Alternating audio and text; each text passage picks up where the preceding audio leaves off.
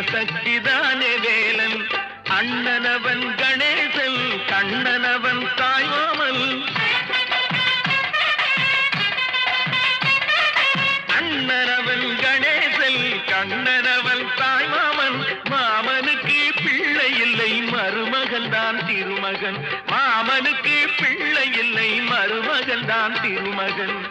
கந்தன் காலடியை வணங்கினார்